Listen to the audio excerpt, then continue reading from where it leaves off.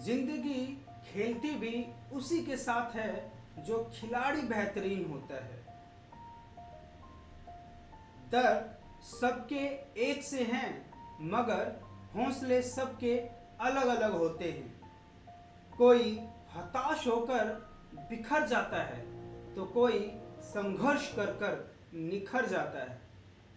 प्यारे बच्चों, नमस्कार और प्यारे दोस्तों, आप सभी को भी हाथ जोड़कर वंदन।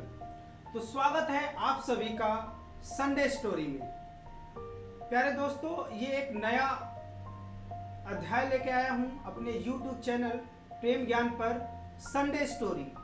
ये स्टोरी अपने प्यारे बच्चों के लिए कि भाई जब हम पढ़ा करते थे तो एक बुक लगती थी जिसमें हमें मोरल वैल्यूज, मतलब वीक में एक बुक तो एक चैप्टर हमें पढ़ाया जाता था जिसमें हमें मोरल वैल्यूज पढ़ाई जाती थी।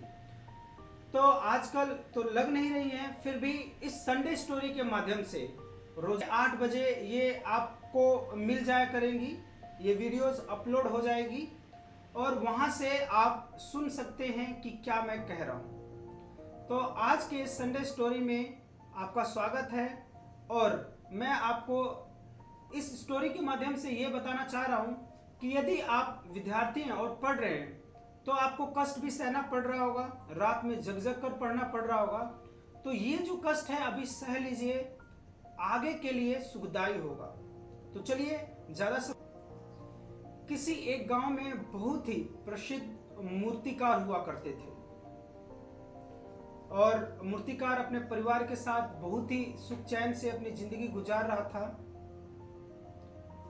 अचानक एक दिन क्या हुआ कि किसी गांव के पंडित जी आए और उन्होंने कहा कि मूर्तिकार जी, हमारे गांव में एक मंदिर हम लोग बना रहे हैं और उस मंदिर में एक मूर्ति की स्थापना करनी है। तो आपसे निवेदन है कि कम से कम 8 से 10 दिनों में एक खूब सुंदर सी मूर्ति हमें बनाकर दे दीजिए ताकि हम वह मूर्ति वहां पर स्थापित कर लें और जो भी आराध्य हैं, जो भी भगवान बनेंगे, उनकी हम पूजा करें। तो मूर्तिकार भी बहुत प्रसन्न हुआ। उसने कहा कि ये तो मेरे लिए सौभाग्य की बात है कि मैं भगवान की सेवा में और भगवान की मूर्ति बनाऊंगा और आपके मंदिर में वहां पे हम स्थापन करेंगे उनका। तो उसने कहा ठीक है जी। तो अगले ही दिन मूर्तिकार आगे गया, कुछ दूरी पर जाकर जंगल में पत्थर को ढूंढने लगा कि भाई किस पत्थर से मूर्ति को बनाया जाए, कि किस प्रकार का पत्थर मूर्ति की स्थापना के लिए उचित रहेगा। तो आगे जैसे ही वो गया तो उसे 2 पत्थर एक जगह ही मिल गए और जब उसने उन पत्थरों की जांच की तो दोनों ही पत्थर मूर्ति बनाने के लिए बहुत ही उचित और उम्दा किस्म के पत्थर थे। तो उसने एक पत्थर उठाया और जो भी उसके औजार होते हैं, छेनी और हथौड़ा, वार कर कर मूर्ति का आकार देने लग गया उस पत्थर को, पहले पत्थर को। तो कुछ देर ही हुई थी कि पहला पत्थर बोल उठा कि मुझे बहुत दर्द हो रहा है, मुझे मत मारो। पहले तो वो खुश हुआ कि हाँ भाई, मुझे मूर्ति बनाया जा रहा है और मैं मंदिर में स्थापित हूँगा और लोग मेरी पूजा करेंगे। लेकिन कुछ देर के बाद ही उसको दर्द महसूस होने लग गया और वो बोला कि मुझे अब इस छेनी और हथौड़े की मार सहन नहीं हो रही है। तो मूर्तिकार बोला कि कुछ देर की बात है, थोड़ा सा दर्द सह लो, भविष्य में तुम्हारा जो भविष्य होगा बहुत ही सुनहरा होने वाला है। बोला कि चलो जी ठीक है। फिर से मूर्तिकार उस पे छेनी और हथौड़े की मार करने लगा। फिर से कुछ देर के बाद पत्थर फिर बोल उठा, दर्द से चीख उठा, बोला कि मुझसे नहीं होता, मैं यह दर्द नहीं सह पाऊंगा, यह असहनीय दर्द है।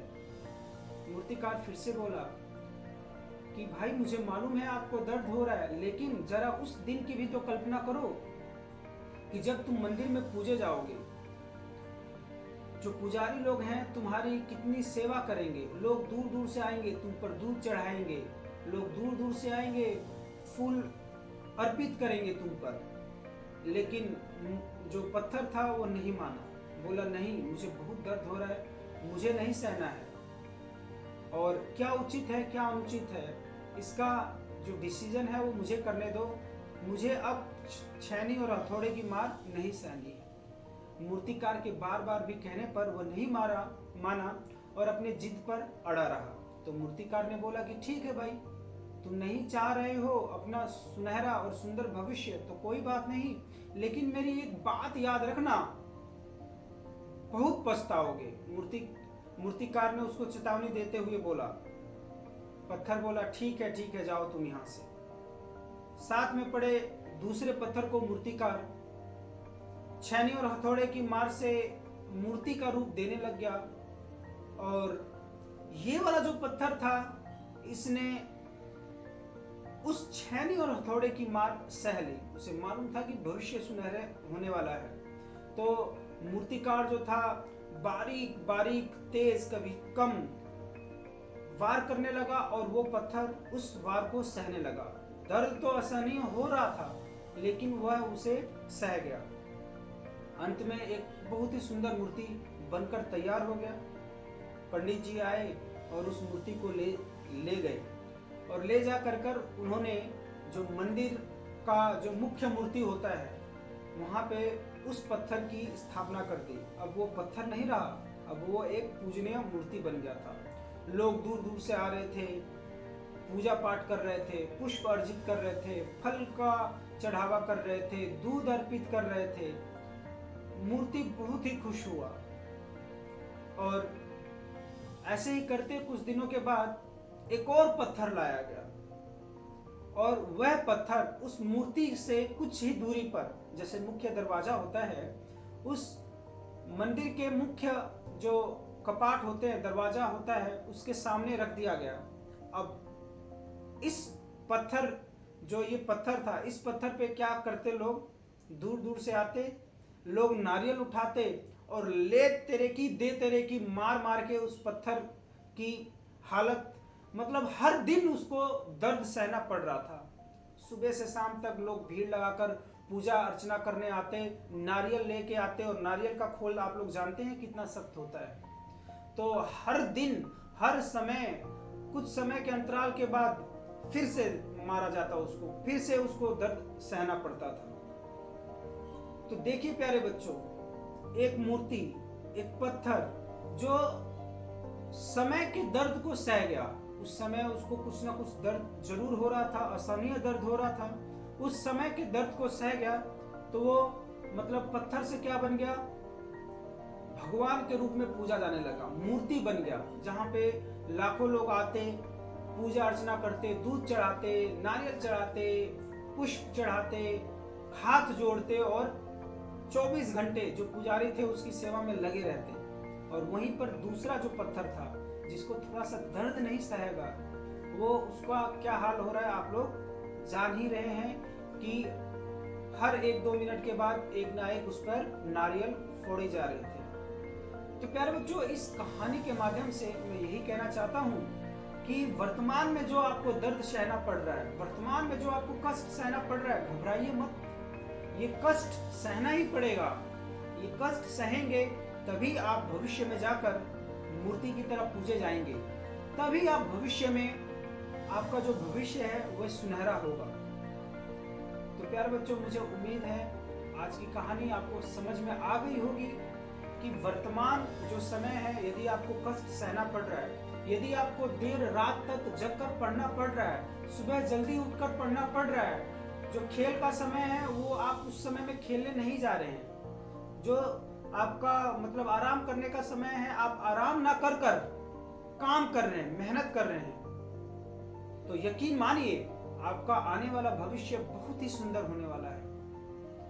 तो हर दिन हर संडे को इसी प्रकार का एक कहानी आपके सामने प्रस्तुत करूंगा और उम्मीद करूंगा कि आप लोगों को ये कहानियां पसंद आएगी। जो मोरल वैल्यूज होती हैं वो फिर से इनबिल्ट होंगी अपने बच्चों में, और इन कहानियों को सुनकर आपका एक दिन नहीं, आपका पूरा जिंदगी बदल सकता है, क्योंकि यही कहानियां पढ़कर हम हमेशा मोटिवेटेड रहते हैं। एक सिंपल सी बात है, हमारी कक्षा 4 या 5 में थे तब हमें कहानियां सुनाई जाती थी, उसमें एक संस्कृत का श्लोक आता था, ईश्वरम यत् करोति शोभनम एव करोति।